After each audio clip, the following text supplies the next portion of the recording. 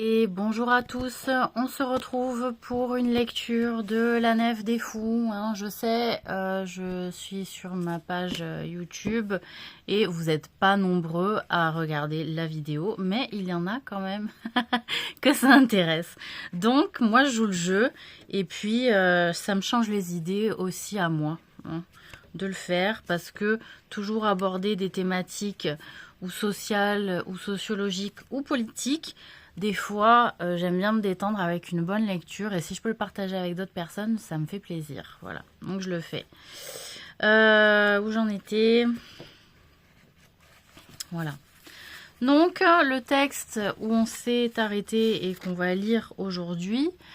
Donc, je fais la présentation de différents traits de ce que j'avais analysé comme pouvant être attribué à la folie. Et donc, j'avais aussi intitulé un texte des mauvais malades, des gens qui sont des malades qui, par exemple, je pense que j'ai dit ça, qui vont faire appel à un soignant, un médecin, et qui pour autant ne va pas suivre les directives du médecin. Donc à quoi bon se plaindre de sa maladie si on ne met pas tout en œuvre de manière à se guérir, pour que la guérison soit effective.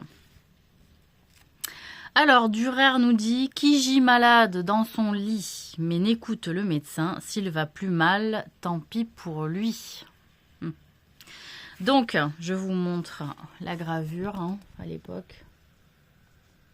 Voilà, donc c'est un malade avec le médecin et puis ou une servante ou la femme, on ne sait pas. Le niveau social, il y a peut-être des éléments que Durer nous a mis sur le niveau social du malade. Il y a un rideau, voilà, donc c'est pas un niveau social complètement dégueulasse. Qu'est-ce qu'on a au sol? J'ai du mal à voir. Au sol... c'est pour uriner, j'ai l'impression.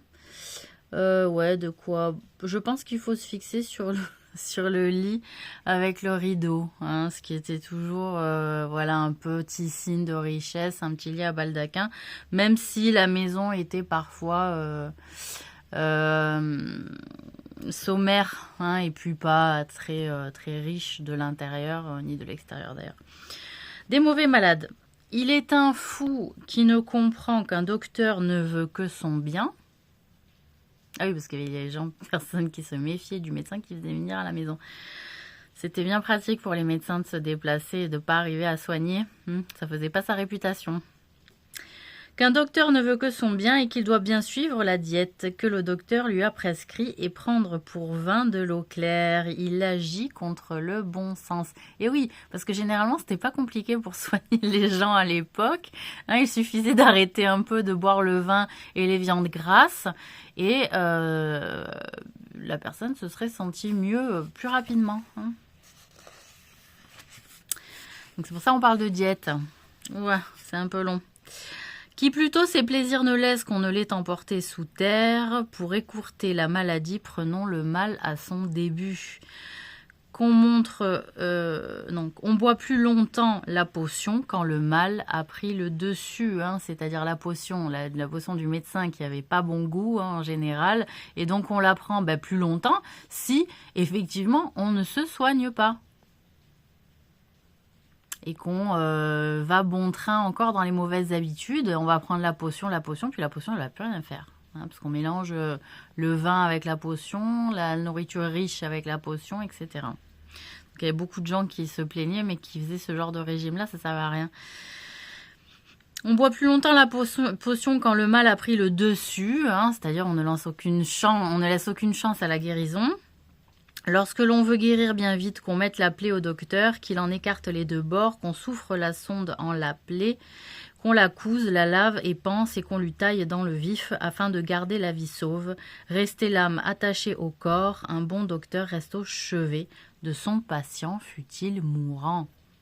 Généralement, c'est vrai qu'on faisait aussi la distinction entre le bon et le mauvais médecin. Le mauvais médecin partait hein, c'est-à-dire il donnait sa prescription, puis partait, il ne revenait pas visiter le malade pour voir si ça avait évolué ou pas. Hein, il attendait qu'on fasse appel à lui, ou par exemple, il y avait des médecins à qui on allait quérir les services auxquels on avait déjà fait appel, et qu'il demandait est-ce qu'il a pris la potion. Non, eh ben, le médecin ne revenait pas. Voilà. Donc il y avait aussi les médecins soucieux de la personne qui suivaient le cas jusqu'au bout et qui restaient jusqu'à ce qu'il y ait potentiellement la mort. Hein. Donc il mettait tout en œuvre pour le sauver malgré les mauvais efforts du patient. Voilà. Un bon docteur reste au chevet de son patient, fût-il mourant. Le bon malade, beaucoup supporte, garde l'espoir en guérison. Qui veut mentir au chirurgien qui trompe un prêtre en confession ou ruse avec son avocat, hein, je mettais en comparaison donc le fait de mentir à l'avocat, hein, alors que c'est pas dans son intérêt, ou de mentir au chirurgien s'il y a déjà des opérations qui ont été faites, etc. Voilà. Quand va lui demander conseil, ne trompe nul autre que lui, c'est à lui que nuit son mensonge, et fou qui prend l'avis d'un docte et ne fait cas de ce qu'il dit, et s'en va consulter les vieilles. Les vieilles, vous savez, ces vieilles dames sorcières ou naturopathes hein, de l'époque, à qui on demandait conseil en fait, sans prendre l'avis du scientifique. Voilà. Donc, elle disait, c'était un peu de la bonne aventure que de se faire soigner par ces personnes-là, vous voyez. Et meurt, et s'en va consulter les vieilles, et meurt avec pour sacrement mandragore et signe magique, il court se jeter dans l'enfer. Fausses croyances se répandent chez qui a peur pour sa santé, si j'en devais faire la somme d'hérésie, j'aurais un traité. Voudrait guérir qui est malade, et tout recours lui paraît bon, plus d'un s'allierait au diable pour se défaire de son mal. Beaucoup de gens, au lieu d'accepter hein, le destin donné par Dieu, hein, de potentiellement pouvoir se guérir en gardant la foi hein, dans son mal, non, il va vouloir trouver une solution rapide à son mal en pactisant avec le diable. Parce que je m'étais un peu...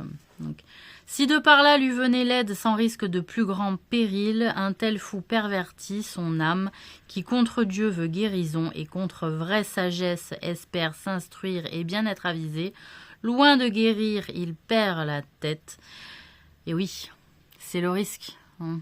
La punition, elle peut être très rapide. Hein.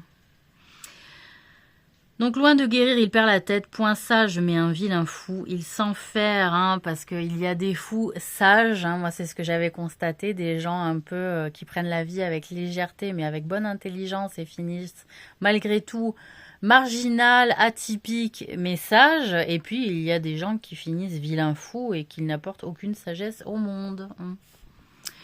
Point sage, mais un vilain fou, il s'enferme en sa maladie, se livre aveugle à la folie. Maladie provient du péché, car péché cause qu'on languit. Pour ceux qui veulent vivre en santé, qu'il est Dieu présent à l'esprit, fasse d'abord ses dévotions avant d'avaler ses potions. C'est-à-dire que quand on a un mal, hein, le croyant vérifie d'abord s'il fait les choses correctement au niveau de sa pratique religieuse, et s'il ne fait pas les choses correctement, il va falloir qu'il y remédie, et dans tous les cas, la potion sera nécessaire hein, aux soignants, c'est-à-dire on ne rejette pas en tant que croyant la science, et on utilise les moyens que met Dieu à notre disposition, c'est-à-dire tous les moyens hein, avec son omniscience, dont la science comprise, hein, pour se soigner. Voilà. Donc, il s'enferme en sa maladie, se livre aveugle à la folie. Maladie provient du péché, car péché cause qu'on languit pour ceux qui veulent vivre en santé. Qu'il est Dieu présent à l'esprit, fasse d'abord ses dévotions avant d'avaler ses potions. Hein. Qu'on songe à la santé de l'âme, ensuite au médecin des corps. Est-ce que je fais les choses correctement au niveau de l'âme? On entend dire aux imbéciles qu'en vit le corps, vit l'âme aussi. À force de le prendre ainsi, on n'aura plus âme ni corps, on se livre au mal éternel. Croyant fuir le mal temporel, tant sont pourris et déjà morts qui eussent bien dû chercher Dieu. Quand on vit que pour le corps peut être pourri par les vies liées au plaisir de la nourriture, de la boisson, de la chair, de la chasse, du mal aussi qu'on peut faire aux autres par envie ou par cupidité. À force de le prendre ainsi, on n'aura plus âme ni corps, on se livre au mal éternel, croyant fuir le mal temporel, c'est-à-dire en fuyant un mal qui peut durer un certain temps, mais qui a un temps arrêté. La maladie peut avoir un temps arrêté et prendre fin. En réalité, en se livrant en pacte avec le diable, au pacte avec le diable, on augmente le mal, mais dans l'éternité, et pas dans la temporalité d'un temps arrêté, mais dans l'éternité d'un temps inarrêtable, et le mal peut être encore plus grand et peut nous faire encore plus souffrir, en réalité. C'est ce que je voulais aider à prendre conscience aussi aux gens. Tant sont pourris et déjà morts qui eussent bien dû chercher Dieu, obtenir son aide et faveur avant le secours des docteurs.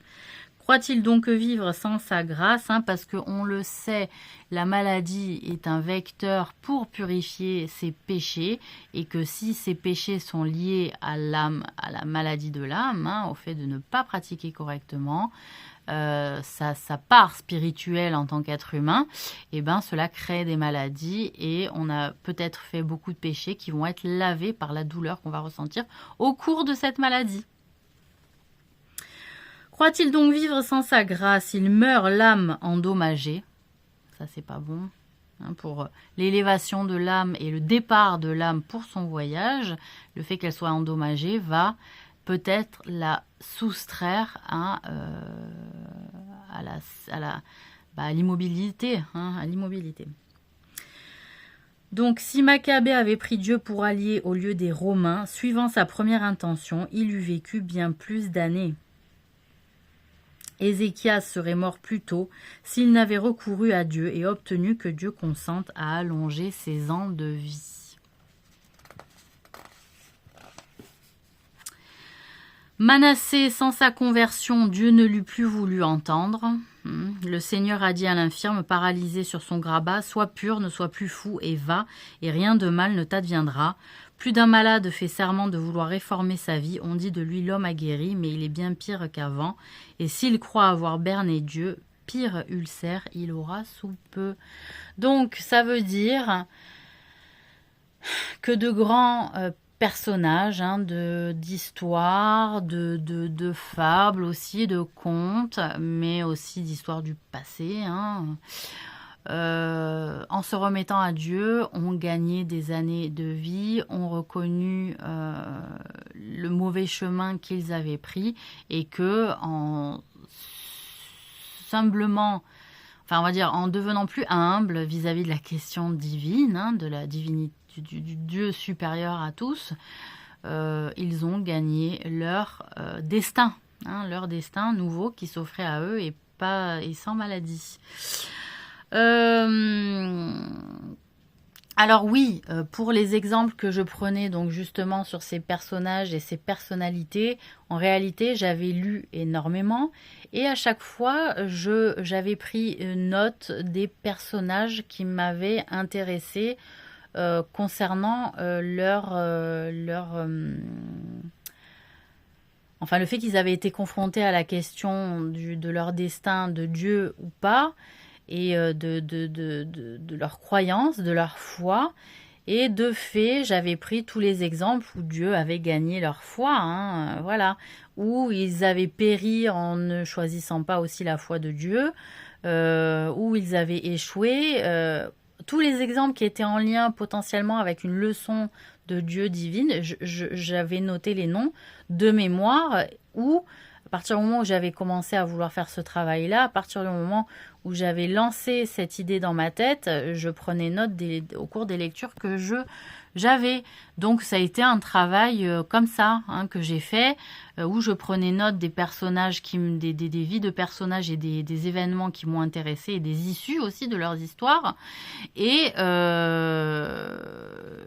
puis c'est tout. Hein, voilà.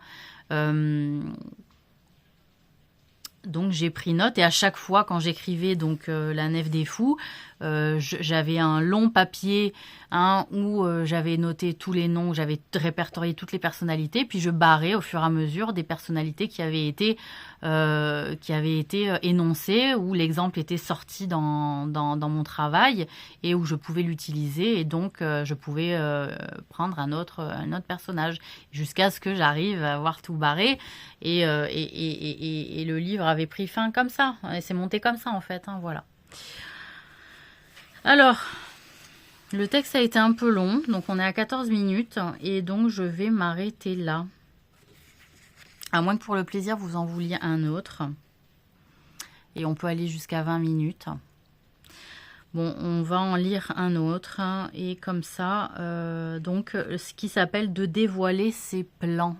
Hein, l'erreur, moi, que je faisais à des moments, c'était de dévoiler mes plans, c'est-à-dire annoncer aux autres ce que j'allais faire. Voilà, ça me portait parfois préjudice. Et alors, je ne savais pas si c'était de la superstition que de ne pas le faire, ou si, en fait, c'était des gens, au final, qui sabotaient un peu ce que je voulais faire et qui m'empêchaient de réussir. Bon, voilà. Qui va chanter clair ses projets étant au grand jour ses filets, il est facile à déjouer. Donc, voilà. Durer en avait conclu la même chose. Et il avait pris l'exemple des oiseaux, hein, on dirait des mésanges. Mais qu'est-ce que je voulais dire? Oui, il y avait une petite superstition par rapport à ça. Et moi, je me suis toujours demandé, parce que c'était plus fort que moi. Hein, je pense qu'on a tous un peu cet exemple où on a un projet et on a envie d'en parler. Et des fois, on s'astreint à ne pas en vouloir en parler. Puis finalement, il y a quelque chose qui nous pousse à le faire. Je pense que ce sont les fileuses de destin qui nous poussent à le faire malheureusement et qui nous aident ou nous aident pas, les fileuses de destin. C'est pour ça qu'il faut qu'elles cessent, parce qu'à un moment donné, ça joue de la superstition, et si on peut pas faire comprendre à notre réussite, si on peut pas faire confiance à la réussite malgré les efforts entrepris, parce qu'il y a du sabotage de la part des fileuses de destin, parce qu'elles sont jalouses, en réalité cela ne nous convient pas et il faut qu'elles cessent. Voilà. Donc de dévoiler ses plans. Et fou qui veut prendre l'oiseau et tend sous ses yeux le filet, hein, sous les yeux de l'oiseau. L'oiseau s'enfuit à tire d'aile, apercevant le piège ouvert, qui crie menace tout le jour. On ne croit plus à sa main ferme. Qui déploie serré au grand jour, on se prémunit contre lui. Nicanor n'eût changé d'abord, marqué à l'ami sa distance. Judas, hein, parce que ça fait perdre les amitiés aussi. De pouvoir parler. Il y a des gens qui se sont trahis sur des projets énoncés aussi, que l'ami a pris le projet de l'autre, voyez. Nicanor n'eût changé d'abord, marqué à l'ami sa distance. Judas Maccabée sans défiance n'eût pas su éviter sa mort, à mon sens, et homme avisé qui sait son plan quand tous l'ignorent. Hein, ça, c'est pratique aussi.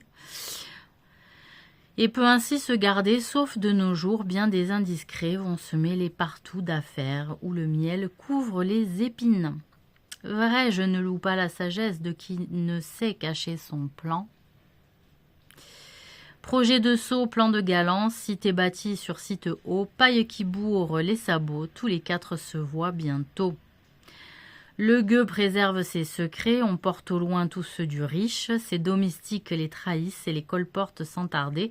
La moindre chose est ébruitée par les gens de sa maisonnée. Il n'est pire ennemi pour toi que celui qui vit sous ton toit.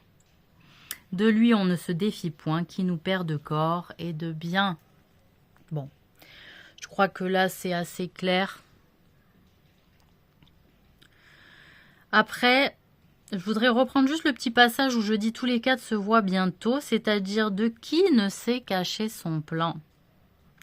Projet de saut, plan de galant, cité bâtie sur site haut, paille qui bourre les sabots, tous les quatre se voient bientôt.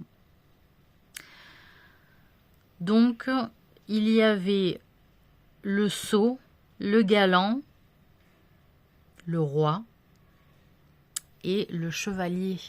En fait, c'était des images que j'avais voulu cacher au travers de ces images. Projet de sot, hein, le sot, souvent qu'on appelait aussi celui qui était au bas de l'échelle. Hein. Plan de galant, le galant, donc qui fait un peu sa place socialement et par séduction hein, des femmes en général. Cité bâtie sur site haut, voilà le roi. Et paille qui bourre les sabots, le chevalier. Tous les quatre se voient bientôt. Le gueux préserve ses secrets. On porte au loin tous ceux du riche, ses domestiques les trahissent. Donc pourquoi je parle de ces quatre? Parce qu'en réalité, le sot pauvre parle et va trahir ses projets. Hein. Le galant aussi, par séduction, parle de projets. Hein. Le roi ne peut cacher des projets et doit s'y astreindre, hein, va devoir en parler, surtout quand il y a des conseillers qui, toutes les minutes, lui posent des questions. Et le chevalier qui bourre les sabots, c'est-à-dire il est quelque part toujours un peu obligé de donner sa direction, puisqu'il s'en va souvent dans des contrées lointaines, et en cherchant son chemin, il y a toujours des curieux qui le poussent à répondre à des questions pour qu'on lui donne l'info, juste par curiosité, mais il est obligé de dénoncer son plan, voilà. A priori. Hein. Donc voilà, les chevaliers, le sot pauvre, le galant et le roi sont un peu, un peu coincés et sont quand même assez obligés, poussés hein, par la société à parler. Alors le sot, c'est celui qui ne sait pas tenir sa langue aussi, mais malheureusement, on est tous un peu sots, on en a tous fait la même expérience, je pense. Hein. Voilà, je vous souhaite un très bon lundi. Peut-être que je vous retrouve pour une vidéo sur un sujet un peu plus politisé. Voilà.